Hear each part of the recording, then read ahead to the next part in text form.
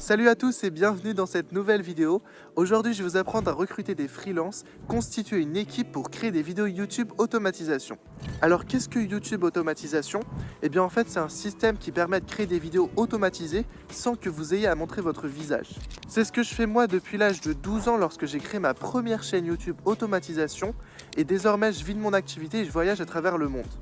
Donc aujourd'hui, je vais te montrer les méthodes pour recruter une équipe et que celle-ci soit performante. Première étape, il s'agira de trouver des freelances. Pour ce faire, il y a plusieurs sites qui existent, notamment en France ComeUp, qui est l'ancien 5euros.com, mais il y a aussi des sites à l'international comme Fiverr, Upwork, et moi j'utilise aussi particulièrement LinkedIn. Sur ces sites-là, en fonction des freelances que vous cherchez, il faudra faire une demande différente. Par exemple, si vous recherchez un monteur, vous pouvez aller sur ComeUp, ensuite dans la barre de recherche, taper montage vidéo. Vous pouvez après filtrer les résultats et trier en fonction de ce que vous recherchez. Si vous débutez, forcément vous voulez payer quelqu'un pas très cher. Donc vous pouvez trier par les nouveautés. Ce sera des nouveaux freelances qui viennent de débuter. Et ainsi, vous aurez des budgets beaucoup plus intéressants que les freelances qui sont déjà implantés sur les plateformes. Via Fiverr, c'est très simple aussi. Il y a une barre de recherche et vous faites le même processus. Sauf que là, vous aurez beaucoup plus de choix puisque c'est une plateforme beaucoup plus grosse. Il y a des freelances à travers le monde.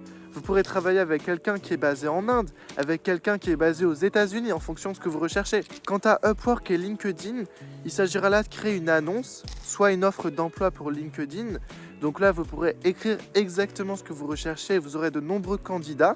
Et sur Upwork, c'est la même chose, sauf que là, il ne s'agira pas d'une offre d'emploi, mais plutôt d'une annonce comme quoi vous recherchez un freelance. Après avoir trouvé ou alors postulé vos annonces, il s'agira là de contacter les freelances.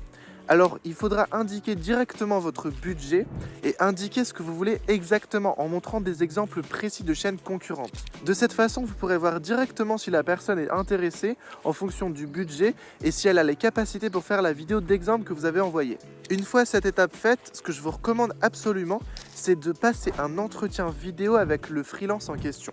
Il s'agira d'établir un lien de confiance, ce qui est vraiment très important et primordial pour une collaboration sur le long terme. En effet, avec ce business de YouTube automatisation, vous contactez pas quelqu'un pour faire un montage une fois et après vous verrez plus jamais la personne. Non, là on contacte quelqu'un pour faire des vidéos sur le long terme avec nous et évoluer ensemble. Vous pouvez appeler cette personne, que ce soit sur Zoom ou sur Meet, vous lui proposez un entretien. Alors en fonction du pays où la personne habite, ça soit en français, soit en anglais. Moi je vous conseille dans un premier temps, si vous ne parlez pas anglais, de contacter des Français, c'est toujours plus simple pour la communication. Après, ça dépend ce que vous recherchez. Si vous recherchez une voix anglaise, je vous conseille toujours de privilégier les natifs. Les Français qui parlent anglais auront toujours un accent et c'est pas forcément intéressant pour créer une chaîne YouTube niche dans un pays cible. Bref, l'entretien vidéo est selon moi la meilleure façon de savoir directement si la personne est intéressée ou non. Déjà, vous voyez si la personne montre de l'envie à travailler avec vous, si elle pose de nombreuses questions, alors là, ça signifie qu'elle peut être intéressée. En plus de ça, en fonction de l'interaction que vous avez avec cette personne, vous pouvez voir si elle a déjà de l'expérience ou non. Si c'est quelqu'un qui débute et qui n'a jamais eu aucun client par le passé, c'est vrai que c'est toujours plus délicat. Mais c'est pas impossible, puisqu'à l'étape d'après, moi je vous recommande de leur faire passer un test.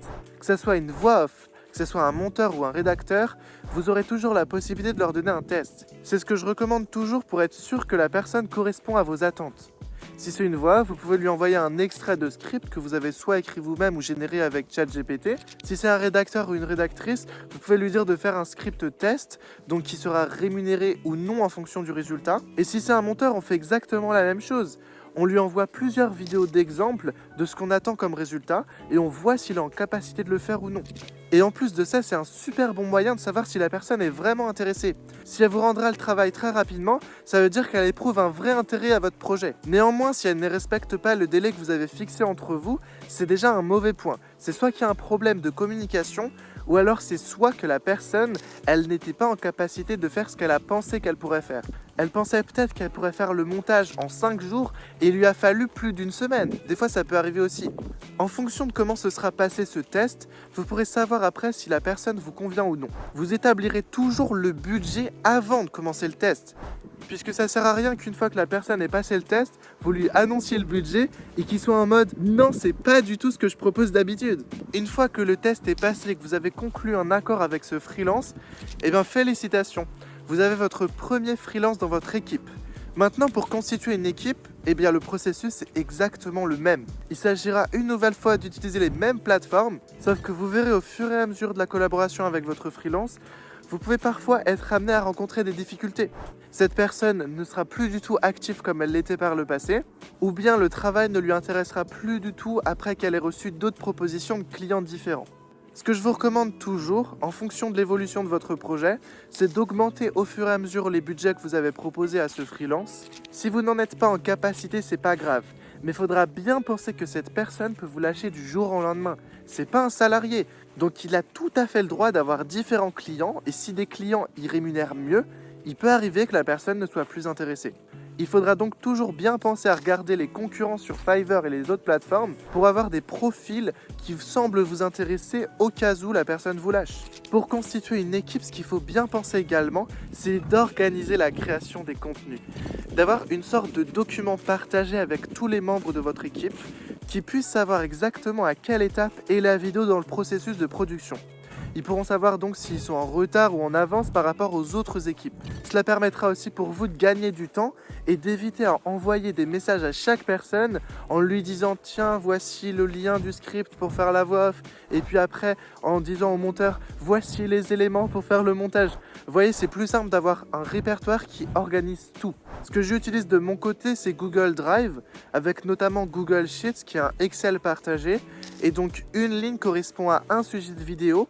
Et après, il y a plusieurs colonnes. Et dans ces colonnes-là, il y a chaque étape de la vidéo. Que ça soit l'idée de la vidéo, donc le sujet, ensuite le script, ensuite la voix off, ensuite le montage et ensuite l'étape de l'upload. Dans mon cas, après l'étape de l'upload en France, il y a aussi l'étape à l'international, puisque j'ai scalé mon business et je possède des chaînes YouTube traduites. Mais bon, au début, de toute façon, vous n'en serez pas dans cette étape de scaler son business.